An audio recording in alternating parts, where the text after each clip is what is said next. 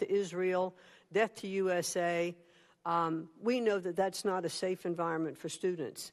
When I've spoken to Jewish students who have attended some of our elite universities that do allow these anti-Semitic attacks, well, I've been told that they are afraid. And we can't allow students on campuses. So we've held back funding from Columbia. We've also done the same thing with Harvard. But these are Title VI violations. These are not First Amendment violations. We have gone after this under Title VI. We've withheld funding. And we are asking, as Columbia has done, to come to the table for negotiations. We've also asked Harvard. Their answer was a lawsuit. So we are approaching and investigating probably about 60 other universities for civil rights violations. Thank you. In a few seconds remaining, what excites you most about returning education, power, and authority to the states? I believe that the best education is that closest to the child, as does the president. Those on the ground working with children every day, governors, superintendents, teachers, those are the ones who can make the best decisions for education for our children. Thank you. I yield back. I now recognize the gentleman from Connecticut, Mr. Courtney. Great. Thank you, Mr. Chairman. Secretary McMahon, in your opening remarks, you focused on the need for giving parents and families the choice in terms of their children's education. And sure enough, in your skinny budget, the line item for charter schools was plussed up, which I guess is consistent with those remarks. However, you zeroed out magnet schools in the skinny budget. We both come from Connecticut. U.S. News and World Report did their annual ranking of high schools in the state of Connecticut. The number one high school in the state of Connecticut is a magnet school in East Hartford, the Connecticut IB Academy. The number 3 high school in terms of quality in the state of Connecticut is the Marine Science Magnet School in Groton, Connecticut, which I have the honor of representing. There is not a charter school in the top 50. And again, this is not, my question is not really about whether charter schools perform or don't perform, but what your budget does is it undercuts parental choice, because magnet schools are choice-driven programs. I can say that personally because my daughter attended a magnet school, and it was an excellent education experience. You zeroed out that account, which is completely undercuts and contradicts the hype in your opening statement about supporting parental choice. I mean, why wouldn't you support magnet schools?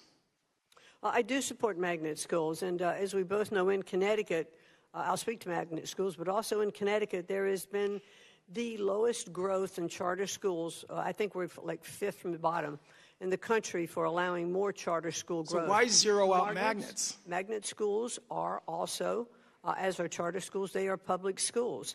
So in the public schools funding, then I think that as the states have more control over their state budgets, they can allocate those dollars to magnet schools. I think magnet schools are great, and I know that a lot of them do focus on particular kinds of studies. Thank you. Just reclaiming my talk is cheap. Budgets are what count.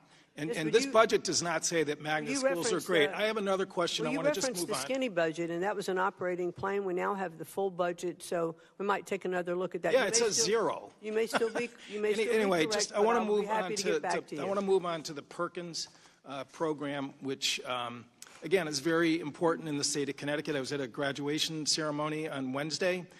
In Groton, where 170 high schoolers were given job offers by Electric Boat Shipyard because of Perkins Grants funded programs, both in tech schools and comprehensive high schools in welding, metal trades.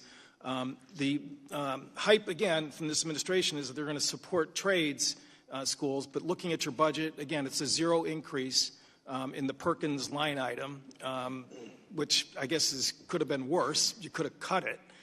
In terms of the program, but in terms of meeting the moment of job openings, which you mentioned in your opening remarks, and certainly we have huge job openings in southeastern Connecticut, this budget does not match the rhetoric in terms of trade schools or the trades. What I want to ask you is that, we're trying to figure out in terms of just the interaction between job training programs at the Department of Labor and Perkins Grant program. And can you tell me, again, whether or not it is your intention to move the Office of Career, Technical, and Adult Education to the Department of Labor? Well, thank you for that question, Representative. I can tell you that one of the executive orders from the President was that the Commerce Department, Department of Labor, and Department of Education should coordinate and look at workforce programs. There were over 43 different workforce development programs across all of the agencies. It's certainly inefficient in operation. So I've had many discussions with Commerce. I've had many discussions with the Secretary of Labor, and I think there are opportunities to move some of those programs. Well, in your into other discussions, I would agencies. hope you would note the fact that it's in statute that office is in the Department of Education. Perkins was enacted after the Department of Education was created. It is housed in the Department of Education, and we are going to be watching very closely in terms of whether or not there's a move made that violates that law. I also would just note in closing, the adult education line item was zeroed out, which is just stunning. I mean, this is a program that allows adult learners to get a second chance in life because some people who didn't complete high school on time, and also immigrants who, again, want to get the literacy skills so that they can get naturalized as citizens. I was invited to speak at an adult education graduation ceremony in Vernon Friday night, and again, it's pretty sad to be able to bring news from Washington that the Secretary of Education doesn't support adult education. With that, I yield back. I thank the gentleman. I now recognize